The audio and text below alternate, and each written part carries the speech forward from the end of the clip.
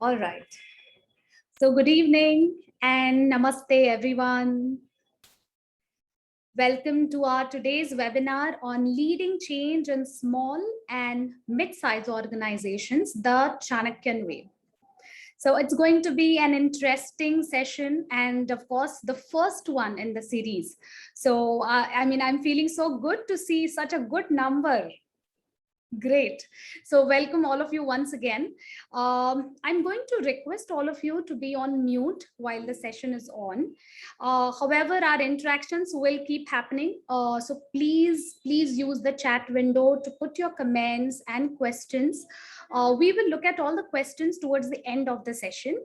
So I think without further ado, with deepest gratitude to all the gurus and Acharya Chanakya, we'll begin the session.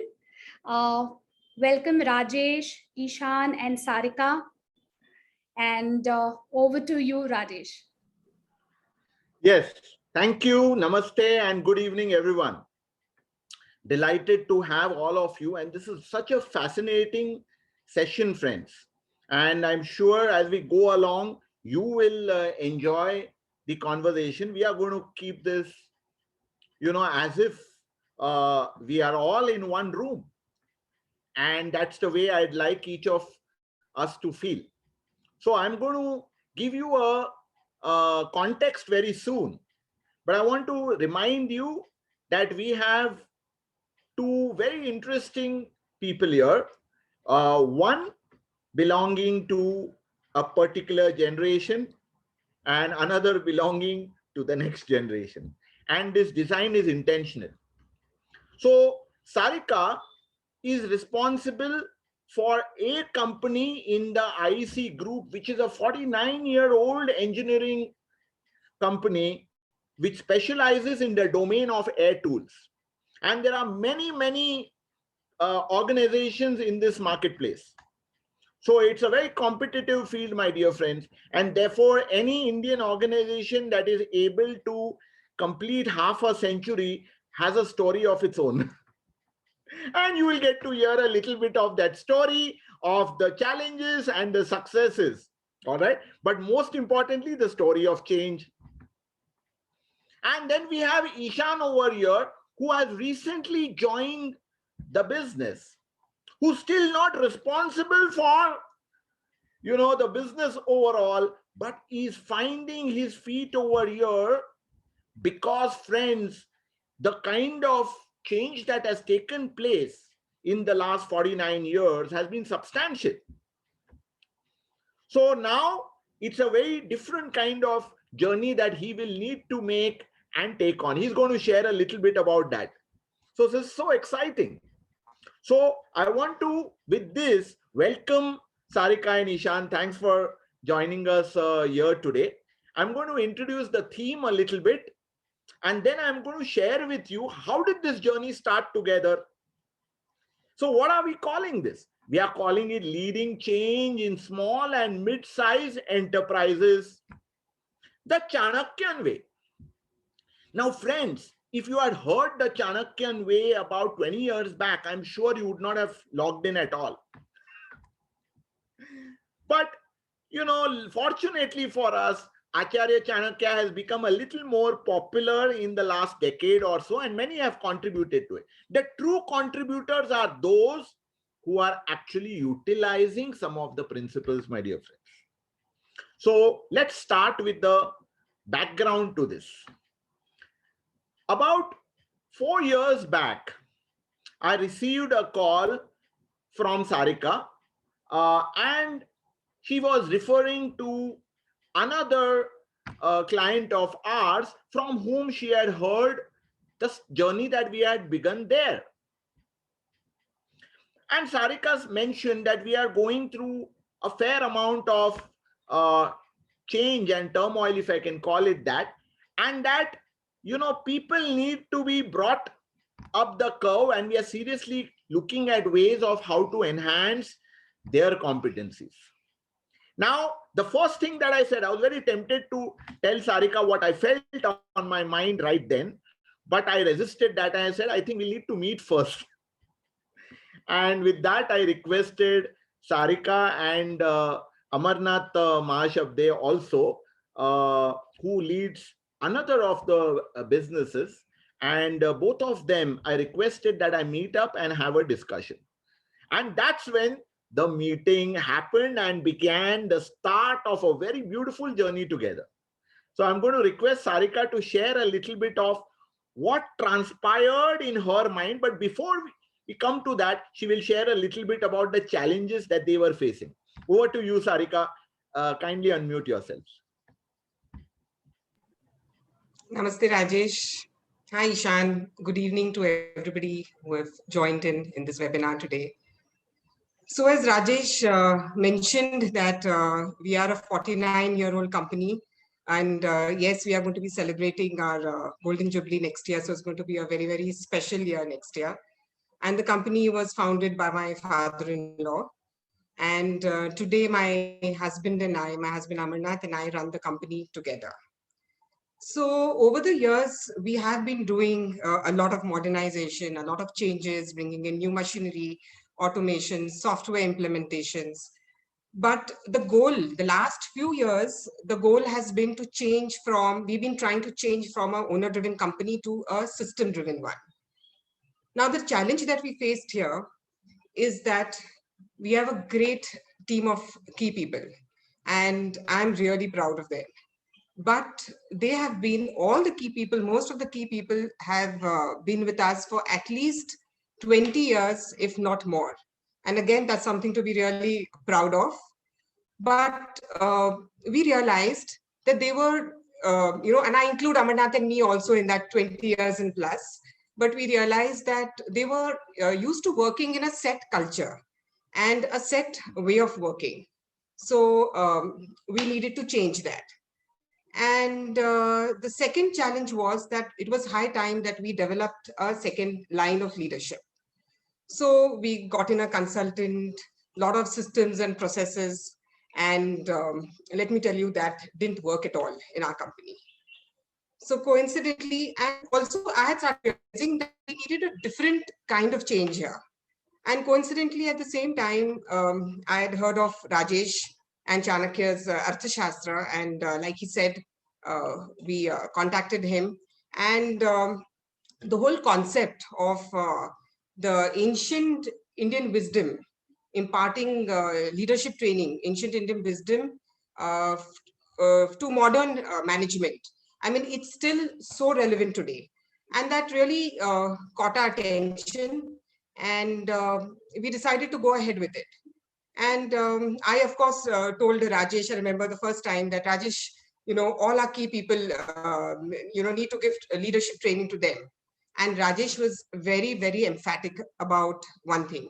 He said, no, it has to start at the top. Arthashastra is basically a policy manual of leadership. And if you want change, you want any kind of transformation, it has to start at the top. So I will not work with any of your team until I have worked with Amarnath and you for at least 6 months. Both of you have to understand the process, and then the change is going to start happening. And that's how our journey began, like Rajesh said, about 4 years back. And it's been very interesting and very exciting. Yes, That's over right. to you, Rajesh. So, every journey has to begin with the leader. Sarika mentioned that. And why is it so? For some of you who may be completely unaware of Arthashastra and Chanakya, don't worry, you don't need to know too much about it. But what you do need to know is that the entire concept of the kingdom then, the kingdom became a singular nation with a unique identity called Bharat. So Bharat became one, undivided, about 2,500 years ago, as a political and culturally united nation. All of that applies today to businesses as well. So there is a sutra over there which lays the foundation for this. And that sutra speaks about a framework called the Saptang. And Saptang, as you can see, it's up on the screen now, consists of 7 parts, my dear friends. And the reason we share this for you so that you can see the connection to the modern context and how beautifully applicable it is. So when it says Swami Amatya Janpad Durga Kosha Danda Mitrani Prakrutayah, which comes from Kautilya Arthashastra, book 6, chapter 1, sutra number 1, it is referring to 7 parts, and the first part is the leader. Without the leader, there is no organization, says Chanakya. Now, don't get me wrong. This is not to say the rest of the organization is not essential, but that's from where it begins. And isn't it so? As Sarika shared, the business started with Mr. Mahashabde Senior, who conceived it and began. So it started with the leader. The leader is referred to as the Swami. Now, some of you may be surprised with the language over here.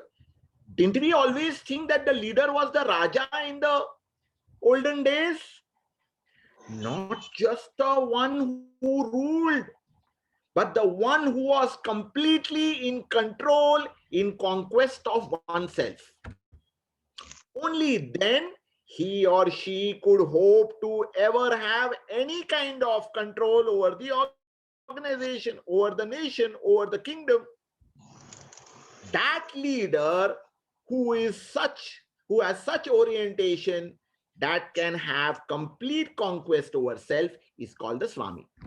The feminine form of that is called the Swamini. So I introduced Sarika and at that point in time Amarnath as well to this concept. And I said, look, unless we start with you, what is the future for the change of the organization?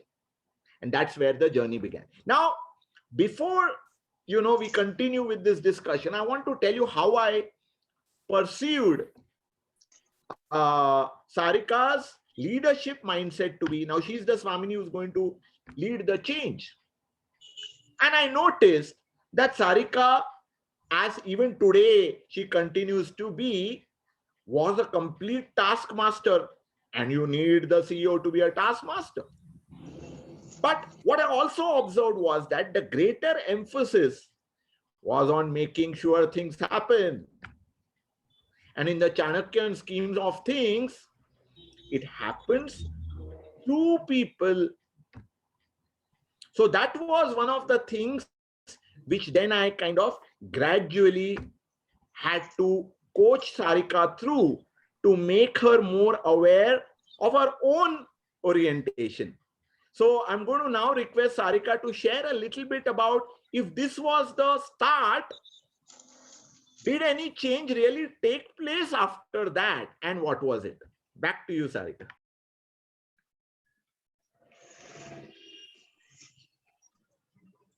Yes, so I'm going to straight away dive into my learnings and talk about, the application of it, how we ended up using it, and the changes, the little changes that we made. So one of the first pearls of wisdom that I learned from Rajesh was Sanata Jana Kalyan Nirantara, highest good of the maximum people for the longest time. That leadership is seva. This particular wisdom, I think it really impacted me. It was such a beautiful, different way at looking at the enterprise, that you looked at the business from the point of generating employment, from the point of increasing prosperity among all the stakeholders, that the only measure is not the turnover and the profits. So that really, really had an impact on me, and that you focus on the prosperity of your people, and profits, money is going to be a byproduct. And that there is also a difference between prosperity and money, just like that there is a difference between happiness and pleasure. So when we talk about prosperity, it's something which is much more long lasting. So this was one of the first learnings. And I think where we were like really able to apply it was during the COVID times last year, where it was a no-brainer. When the pandemic and the lockdown happened, we knew what we had to do. There were two things. We had to protect our employees, health-wise and money-wise, period. And this was non-negotiable. So strict, when the factories opened up, strict COVID protocols were followed. All the government protocols were followed. And I think over the last, it's been almost now more than a year, I think it's been very, very heartening that I think not more than 10 to 12 of us got COVID. So that was like everybody kept good health, and that was really good. The other part was about the salary. We decided that there was going to be no downsizing of human resources, whether it was our permanent employees, whether it was our permanent workers, whether it was our contract workers, or even consultants. There were certain available resources, and that was going to be shared by everybody. And I am so proud and happy to say that each person in our organization totally supported this decision. So that was, I think, one direct impact of Chanakya's Arthashastra. And the other one, like there was one more which, that's a little personal, but like Rajesh mentioned that I am a taskmaster. So my basic nature was to give out tasks and then expect people to do it. And if that didn't happen, I would get really agitated and really upset and very impatient. And I think if some of the employees are here today, I'm sure they must be like, okay, madam knows her faults. And so it was at that point when we started working with Rajesh, I learned a very interesting sutra. The onus is on me as a leader to change, to understand each employee and help him to deliver his best. So basically, nobody comes to the office to get scolded or to make mistakes. So if we have hired somebody and he's there with us, that means he has the necessary skill sets. If he's not performing to the ability that we expect him to perform, then there is something wrong in the way I am communicating with him. And oh my God, this was like, this had really taken me aback. And I tried that because this was happening with me with a particular employee. And I really tried, working and communicating with him differently. And I think it did work. And yes, this is a challenge which I have to work at it every day. So. Super. So I want to share with all of you audiences, you can visualize this. Sarika may obviously speak about it very, very easily and smoothly. But this is so tough because you have certain set of people whom you are having a hard time dealing with. Not because they are not good, but because, as she mentioned, they are used to a certain legacy kind of setup where it worked then. But so much has changed over a period of time. And if people don't change, you still need to work with them. And the beauty is that Chanakya, as we had just showed, puts the entire onus on the leader. And he says, please remember, as prosperity flows to you, the onus is on you as a leader to make sure that it also goes to each one. And your prosperity is not just about material wealth, my dear friends. It is also about knowledge. It is also about change. It's also about learning. It's also about credibility. It is the leader's responsibility to circulate it and spread it right through the organization. And slowly, Sarika started internalizing this. So when Chanakya said, when Chanakya said, Artha Sampat Prakriti Sampadam Karoti, which means that now the Prakriti, which is the remaining 6 parts of the organization, also need to get enriched.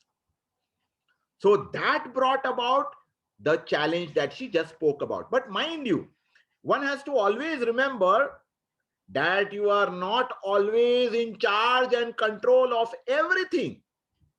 So if one challenge Sarika overcame, there were 10 more challenges ahead. And I would like her to share a little bit about maybe one or two challenges, because there were so many, and we can share, just enough for you to get an idea. Back to you, Sarika. Yes. So again, this is a very, very important sutra. Purush karmanu vartate daivam. Luck follows. Chance becomes favorable when efforts are put in. Basically, daivam, purushkaram is controllables and daivam is uncontrollables. The more you take control over yourself and take effort, the less you allow destiny to take over. So basically here the sutra says that disruption, do not allow disruption to be an excuse for anything. I think, yes. Yes. Tejal, I think you could mute everyone and we can unmute ourselves. Yes, thank you so much. Please continue, Sarika. Yeah. So basically what the sutra says, that disruption should not be an excuse for anything. If there are certain uncontrollables, you have to look at the situation and see what you can bring in your control and make the uncontrollable controllable. So that's basically the meaning of the sutra, but then how do you apply it? So what did we do and what did we do at IEC? So again, Chanakya, one of the sutras says that look for opportunities in disruptions. They have to be there. So one of the first things that we did was jump into digital transformation and digital marketing, and as did the entire world. But over here, the challenge was that we did not have last year, we did not have the liquidity, the funds to put in our money in something new. And that's how, I contacted Suhasini of Market Access Consulting. And I told her, Suhasini, I want you to look after digital marketing for us, but I don't have the budgets. Well, I was really fortunate to meet her because she said, Sarika, if you don't have the budgets, then I will coach you. Can you do it yourself? And that's what we did. She gave me over a period of, thank you so much, Suhasini. I'm sure you are there. And she gave me teaching. Thank you so much for that appreciation. Yeah, it's been a great journey. Thank you. Yes, and over a couple of months, she coached me on digital marketing, and I did it for a few months myself. And then, of course, when we got into digital marketing, I realized that there was a lot of data flowing in, data which had to be captured and data which had to be followed up on. So again, one of the sutras that I learned was that when in times of disruption, look within, look at resources within the company, resources which are not being utilized, utilized to their maximum capabilities. So at that point, I mean, I really had to think that what could we do and what could we use?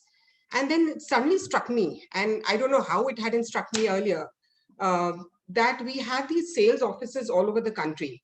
And each sales office, each of our branch office has a commercial executive to manage back-end sales operation. And over the last 3-4 years, their work definitely must have reduced because a lot of software implementations have happened. But at the same time, they definitely had free time because orders were not pouring in. So what we did was we connected with them on the online platform. We gave them communications and soft skills training. We also gave them technical training. And today, we now have a virtual marketing team of about 6 people available to us to do whatever follow-up and marketing activity which is required. So I think this was like a really an important, change and a direct application of having learning Arthashastra. So beautifully shared, Sarika. Purushkaram anuvartate daivam. And Purushkaram, as Sarika mentioned, is that which is there in your hands. And so when Suhasini told Sarika, can you do it? Sarika looked at her resources and thought, which resources are there in our hands if we can't create a new marketing team? Redeployed people within to do telemarketing and create the channels for business. Now that's very important. She also referred to speaking about how when there is an opportunity, you take it up. So in our next slide, yes, Tejal, you can refer to that.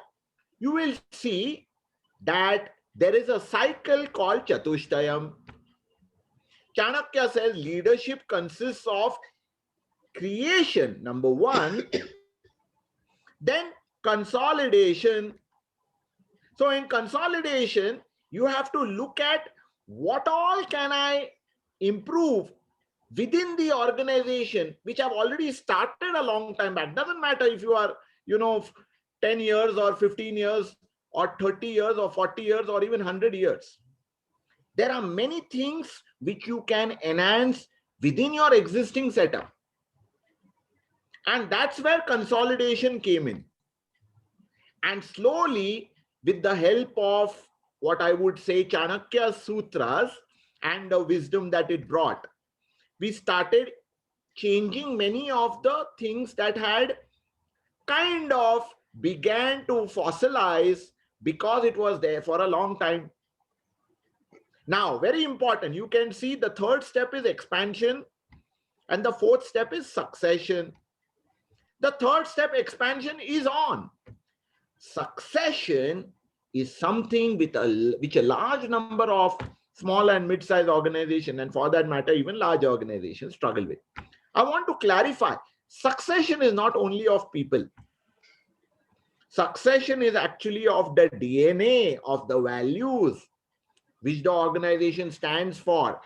Change does not mean erosion of the values. If IEC is still respected in the marketplace, it's because of the quality that it stood for. It is because of the values which Smash Abde Senior had created. But now it was a very interesting time, and I want Sarika to dwell just a couple of minutes on why she thought Ishan should be brought into the fold of Chanakyan teachings.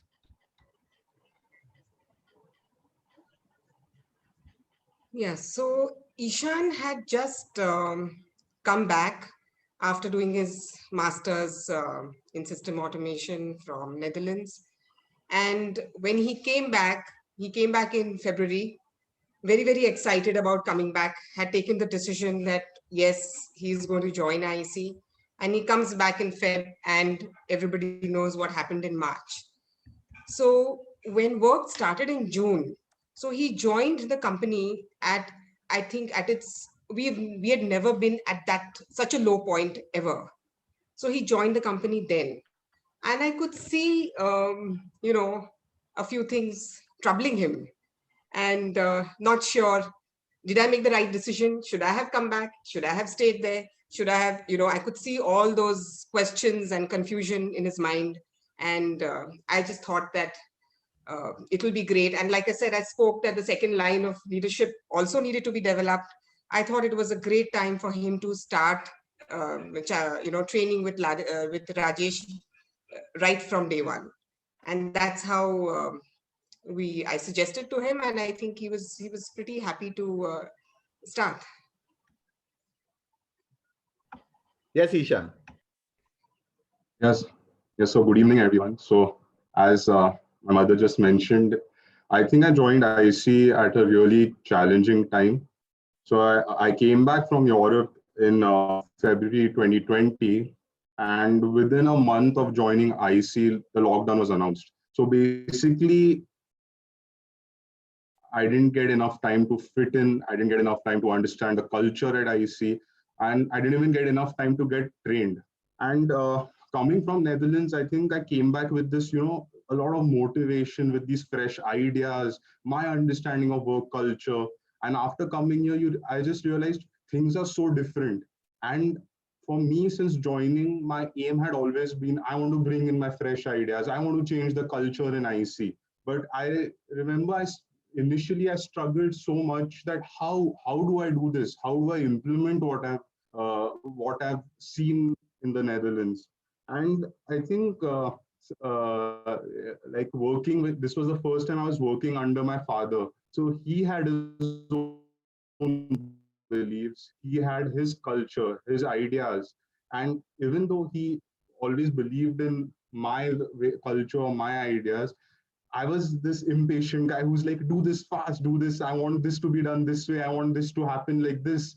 And I remember there were times where we used to keep, having these arguments where he's like, no, this is not how things happen. But it's always when you're this 25-year-old guy who is coming back with this, a lot of motivation, and you think that you can become the next big leader or something. And so so I think once the pandemic hit, I realized after a few months that it's time I need to take more responsibility and go into a more of a managerial role in the department of the design and development. Because till then I was more of, let's say, working on the tech side of things. But I realized that I need to take much more responsibility because of how the situation was at that time. But because I'm a guy who's basically always been from a tech background, I did my master's also in mechatronics. So doing something in the management side was a completely new challenge for me. And initially, I did find it difficult. Like the times were challenging, the way everyone was under a lot of pressure, the way of working was so different. The senior management had a different way of doing things. And I remember that is when my mother said that I think it's time you start your sessions with Rajesh. And initially I was like, I don't know whether I want to start now some class, let's say. But I already had heard the positive impact of the training it had for her and for IEC as well. And in the initial few sessions, I remember like I was like, okay, this is like some class where he's telling me some sutra, explaining the meaning, and I still remember Rajesh saying that give it time. This is not a class. This is an interaction. Don't think of it like a lecture. And suddenly, after let's say a couple of sessions, it became a lot of fun because Rajesh basically was trying to understand my interpretation of the sutras, and then he would add on to them, and he used to make you look at things in a very different way. Like he used to want to hear what I thought of things, and then he used to tell me how he looked at things, and it really became a lot of fun. And one thing I would say I realized after a few classes is that whatever I'm studying, all of us already know it. For example, a simple thing is everyone should document their work. This is something we have been practicing all our lives in school, in college. I did my thesis where they emphasize that document your work. And when you think of it, when you go to work, the importance to documentation was so little, for example, in our team. So it just made me realize that, wait, I know all of these things. These are things which is something which I've always known, and it's just basically a reminder to me that I can use this in my everyday work life. So yeah, this is, I think, basically how till now my journey has been with Rajesh.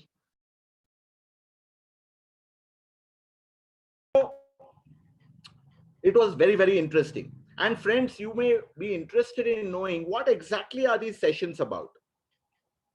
Now, these sessions are not your regular coaching sessions. Now, many of us in modern times are aware of what executive coaching is. These sessions are called Mitra sessions. And I remember one of my early clients telling me, humko coach nahi, humko mitra hi chahiye. Because a coach sounds like someone who is outside of us, outside of our organization, outside of our understanding. A mitra, if you noticed, is the seventh part of the Saptang which Chanakya spoke about in the early sutra which I showed you. And a mitra is an ally. An ally is one who works for the same purpose. So my first few interactions went with sharing with Ishan that, look, I understand where you are coming from. And I could really feel what he was feeling, at least to a large extent. What does a youngster who has seen the best ways of working, presumably, back in Netherlands, now coming to a legacy setup where people say, this is how we do things. And it worked earlier. And now he has to adapt himself to that. And that too by listening to, some guy who 2,500 years back wrote some book. Imagine the challenge in Ishan's mind. Why should I listen to him? So then, we struck a rapport, and then I had to kind of gradually share that Chanakya was actually a very cool chap. And Chanakya himself said that, look, commerce is very important. And that's very important. So you may have Samasta Jan Kalyani Nirantaram at the back of your mind, but only commerce can make it happen. So you are learning the right things. Mitra sessions are conversations with the leader, like Sarika, like Amarnath, like Ishan, where through introduction of a sutra or two, we talk through and discuss what we make of it. Then look at its application. The application is very important. And now I'm going to request Ishan to share a couple of examples maybe of, did he see any application coming through? The first, of course, he shared about documentation. Yes, that's a very important one, because we believe in India that, we are quite poor at documentation. And I shared with him that Arthashastra was a documentation of about 5,500 plus sutras, which was based on the research done on about 15 gurus before that, and all the work that they had done. So what a humongous amount of documentation Chanakya had done, naturally based on research. So somewhere it started developing. Yes. So I'm going to request Ishan now, what happened thereafter? Yeah, so I think now what I'll like to do is give some examples. So rather than telling you the sutras or anything, I'll just give like a few examples of like what it meant and what I did or what we did at IEC to implement those sutras in our everyday life.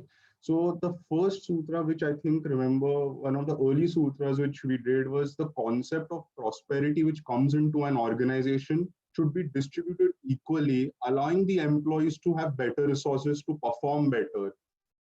And this is again like something which you always know, but it's something which is not always implemented by everyone. So that became, a big part of my journey as a leader, where hearing out the employees that what do you want, what would be better, what would be, what do you think could improve in for the D&D team.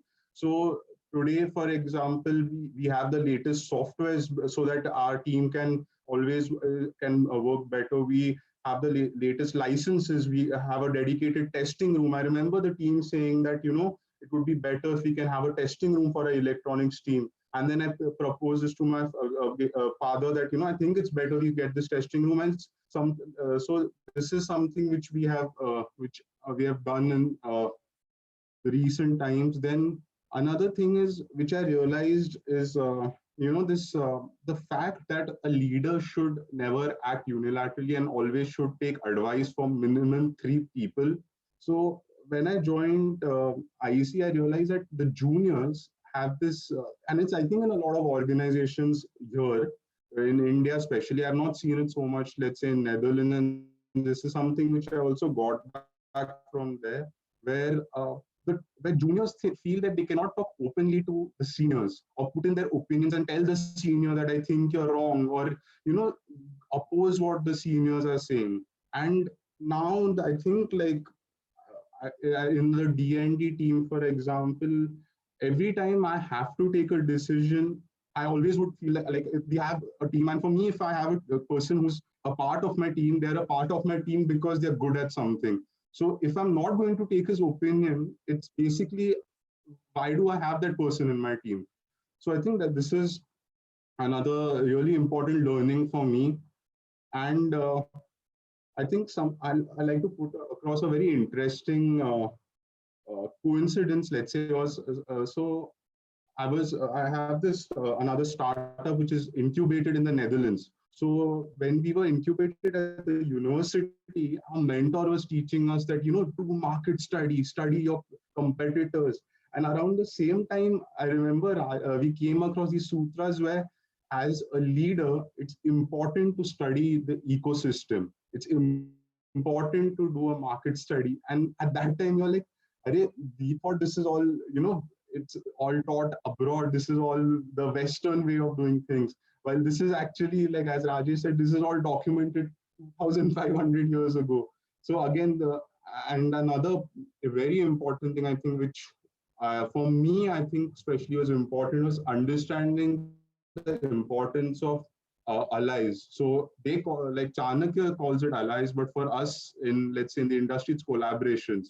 So it's, and more like everybody knows that, collaboration is needed, but understanding who is right for you, who is not, who should we basically collaborate with. So I think that was another sutra which was really important. And mainly at the end of it, I think today I could say that spending time to understand your employees is something which has really, been through, because I think there's an entire chapter dedicated to understanding your employees. And it's very easy for, as a leader, for you to just say that this one is not doing that one is not doing this. But you understanding why they are not doing it is very important. And today, like, these sessions have definitely helped me to implement my ideas. It's definitely helped me to bring in my culture. It's helped me to build up my team. I remember when I joined, we were 5 of us. Today, we are a team of 9 people in the design and development. And we are just, I think this has really given me the confidence today to say that, that I am going in the right direction as a leader. Superb. So, one of the sutras which you was referring to, and which we showed it to you, was Ari Prayatnam Abhisamiksheta. Now, Ari actually literally means an adversary. But please note that adversary is not someone who is fighting with you in the battlefield. Today's adversary is all your competition, and anyone can be your competitor. So unless you are studying them all the time, will you be ready? So Ishan had already been aware of this, as he mentioned, before he even landed here. But when he saw this, it faced him in new light. And we kind of spent time on thinking, how do we dynamically all the time keep an eye on the competitor? And how do you do that? As Ishan very beautifully mentioned, and the sutra over there, which Chanakya refers to, he says, "Na ekam chakram brahmyati." He says, your people, especially your next line, are like the wheels of the vehicle, without which you as a single wheel cannot move. In other words, one wheel on its own cannot move for much time. But when it is combined with the other wheels, it is able to move. So very beautiful. And by the way, this is work in progress, but we already have a question for you, Ishan. And so we will start our interaction with the audiences right away. Here's the question, Ishan. Despite the fact that it's been a short time, the question comes from Amita, who asks, what are the challenges you faced initially, especially when it came to cascading principles down the line? Please share. So, means in the sense of how... So it's basically asking Ishan that You may have believed in it. Yeah. Okay, you learn certain principles. Now, how do you get others to understand that? So I think this is actually a very, Rajesh and I actually have spoken also on a similar thing, because I remember going to him and saying that, this is, and that I want my employees, for example, to do this because I believe this is how things should be. And they do not do this. What should and why are they not doing this? And he said that, this is not about you saying what they should do. It is you kind of quietly, silently making them realize this is what they should do. And I think for me, it's more about, let's say, patience, because I realize that everyone is different when you're dealing with so many people. And it's rather than saying it out loud, it's about making sure it happens without, let's say, them realizing it's happening. And it becomes more of a practice, is what I would say. Superb. So I want to tell you that Ishan's smile told it all. It's work in progress. It's not easy. But as it is happening, can you keep your patience? Can you keep the awareness that all change begins with you? That's the awareness which Chanakya and the Arthashastra brings to us. You want change in others? You first examine yourself. And how beautifully Sarika had began. So you can see that here itself, now for Ishan to visualize any change in the future. Because mind you, what started with the founder was one kind of organization. What has happened after Amarnath and Sarika started taking much more charge was another kind of thought process. Now the youngster is obviously having a billion ideas in his mind and is already incubating a startup. So which means it is not going to be the same. So where do you begin? You begin with yourself and then gradually nudge yourself and help people understand what you are thinking. And the only way to do it is being a role model yourself. There's no other way. That's what Chanakya says. Okay, so I have a question from Aparna Shekhar. Aparna says, could Ari also be your own mind? And what does Chanakya Sutra say to bring it into control? Wonderful. Wow. So, Aparna, you are already now deep into some concepts of Arthashastra, I would say. So, Chanakya speaks about a concept called Indriya Jaya. And a Swami or a Swamini has to first acquire Indriya Jaya. So here, Ari is not the mind. I mean, you could interpret it if you wish that way. But here there is a clear concept available. And Chanakya says that to accomplish Indriya Jaya, you have to do it by doing Tyaga of 6 elements. So please listen very carefully, my dear friends. It is called Kama, Krodha, Lobha, Mana, Mada, Harsha. This is not exactly the same as the normal Shadripu that many of you may be aware of. So please don't confuse it. The first 3 are the same and they will remain the same. But the other 3 are a little different because these are customized to the leader. In English, I will translate it now. It's called lust, anger, greed, pride, arrogance, foolhardiness. And we have built a very beautiful acronym to remember it. Anyone who has been in touch with Arthashastra principles will know this acronym. It's called LAG-PAF. Lust, anger, greed, pride, arrogance, foolhardiness. So Chanakya says, do a close examination of yourself every single day. Through what?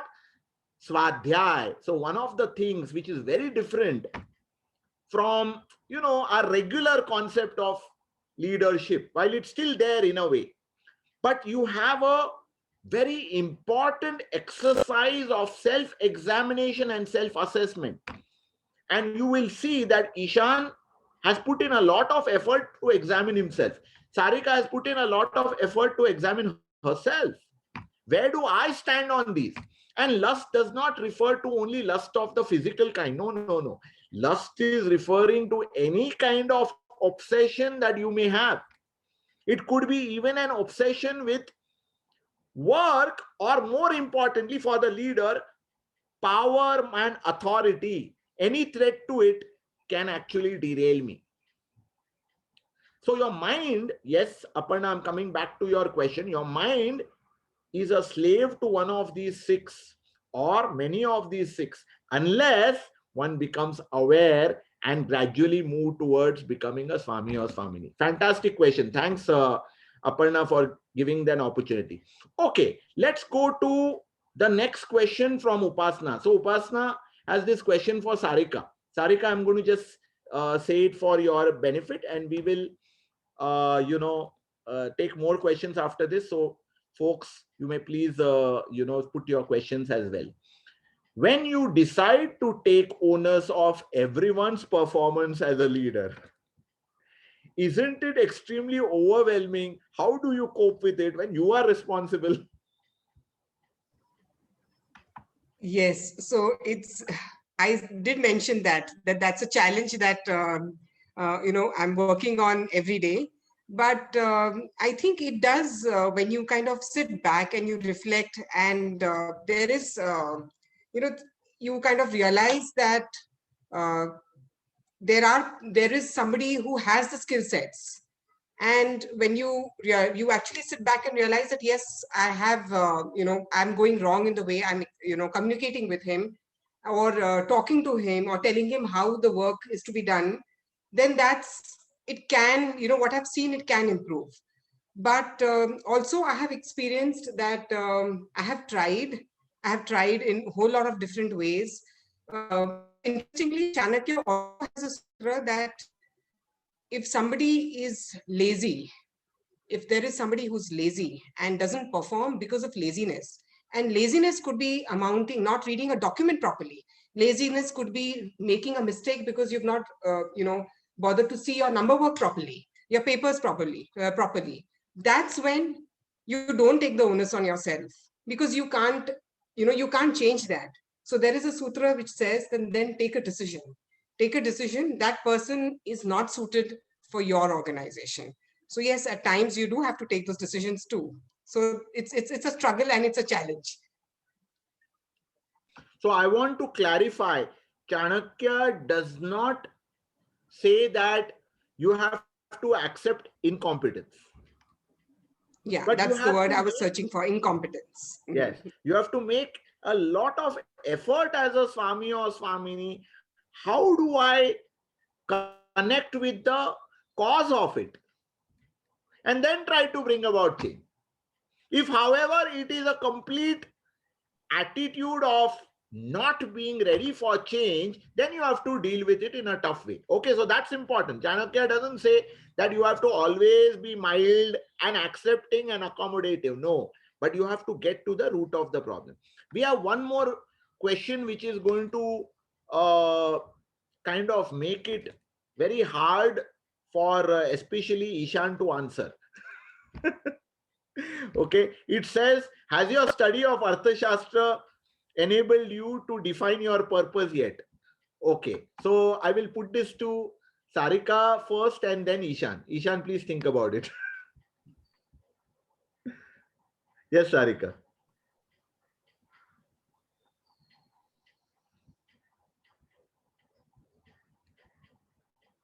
Sarika, you need to unmute yourself. Yeah, I think, very difficult question. Definitely, the purpose keeps on changing as per the circumstances, I think. So what you have a larger goal, you have your vision and mission and everything in place. But as per the situation, I think the purpose changes. So today's purpose is today's purpose is to come out of the second, lockdown or the second wave which happened. So I think that's something that you have a short-term purpose which you work on to overcome challenges, and then of course you have your long-term goals also, which you're constantly working for. Super. So one of the things which Sarika mentioned right at the beginning as well, which became her guiding light, is Samasta Jan Kalyani Nirantaram. How do I ensure that, okay, things will happen, but keeping the greater good in mind? Fantastic. Yes, Ishan.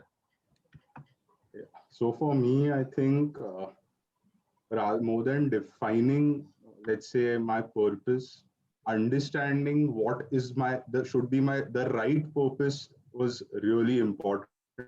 And I'll tell you why, because especially my generation, you see this a lot of the startup culture, where it's about, I want $1 billion valuation, I want to make a company this big, I want this, I want that, I want 5 years this. And I remember talking to Rajesh and him telling me, but that is not a purpose. That is something which will come with your purpose. So for me, I would say definitely uh, understanding my purpose and defining it has helped me quite a bit, and in two ways, because as somebody who's right now heading the design and development, my purpose is very different. But also when it comes to, let's say, my startup, my purpose today is not that I want to make a company which is going to reach this valuation in the next 5 years.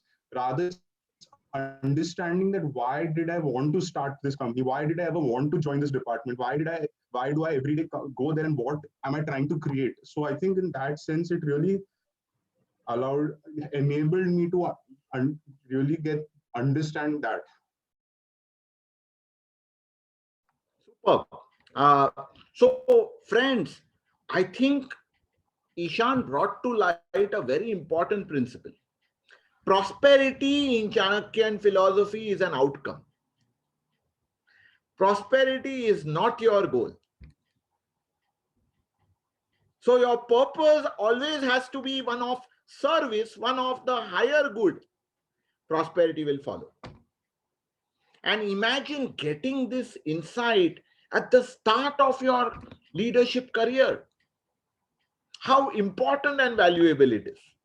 And I'm so glad that youngsters like Ishan and several others, Ishan was one of my first very young mitras. Now we have more, and I also want to tell you that one of the future conversations will be with young leaders of our generation who are following Chanakyan principles. Okay, we'll take one last question, folks.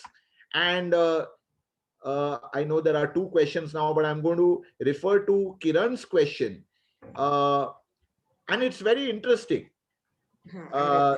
Sarika, Kiran is asking, how do you deal with your different approaches of management, which both of you have? So do you all have, discussions on that? So, very interesting question, and I'm going to enjoy answering this. So we need to bring a third one here.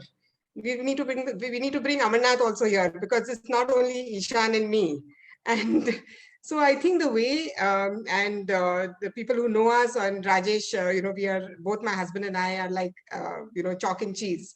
But the reason that we've been able to work together for so many years, I think the important thing is collaboration. To realize that you are basically support to each other, and continuously supporting each other. You're learning from each other. The age, the seniority doesn't matter. I think that's the key here. So as long as there could be different thought processes, but you bring them on the table, you learn from each other, and then you take the best solution. I think that's how any kind of partnership or collaborations, I think that's how they work. Beautiful. Ishan, do you have a take on that? Does Sarika play mother in business? No, I think like it basically, so my interaction is more, let's say, with my father, and when it comes to my everyday work and all. And I think it's something which we also have discussed in the past, that, we might have different approaches to everything, but at the end, the goal is the same. The the larger purpose for my father and I is the same, rather even for my mother is the same. So I think when you have common purpose and you automatically start realizing that, okay, this is how this, it kind of becomes where you do find that common ground. And also I think for somebody like me, it was also important to hear out in one of the sutras which you had mentioned is taking advice from your seniors. I think initially that was something, no, this is not the way things go. And then slowly hearing them out because they're coming from almost 30, 40 years of experience. So I think now we have reached that point where it's just, there are days where you have your arguments and let's say that, no, this is how I want things. But now I think it's reached a really, let's say, stable ground. Super. So friends, what an interesting conversation it is. I want to only refer to what Ishan mentioned. And this sutra is also very important. The concept of Vruddhopa Seva and Vriddha Sanyoga. Both of these are specific to Indian context, while it is also applicable globally. About looking up to individuals who can provide you with the right orientation as a role model, as a mentor. So I can be a mitra, but Ishan can have many role models over there from whom he can continuously absorb and learn. So friends, I want to thank all of you for being a fantastic audience. I mean, your questions were excellent and really helped, I guess, us also to think. But this session is the first one in a series because change, we have discussed only a few aspects of it. And bringing change in, I would say, small and mid-sized organizations, especially the family kind, is never easy. But it has begun, and it has begun in a very nice way. Momentum has started picking up, and it is happening with the help of the entire team. Friends, I want to say that the role that the Dund or the workforce plays is no less important. They are the army who actually fights for you in the marketplace. And so I want to thank everyone in the IEC team, but I also want to thank my colleague Tejal, who introduced this program today to you and who has also been helping us with the sutras on the slide. So thanks very much, Tejal. And to each of you audience who believed that the Chanakyan way can have relevance today. Namaste and thank you to you all. Thank you, Sarika and Ishan. You all were Thank you. fantastic. Thank you, Rajesh. Thank you, everybody, for joining in. Yes. So we will close, dear friends, and feel free to also put your questions offline. We'll be happy to respond to them. Thank you so much. Bye-bye.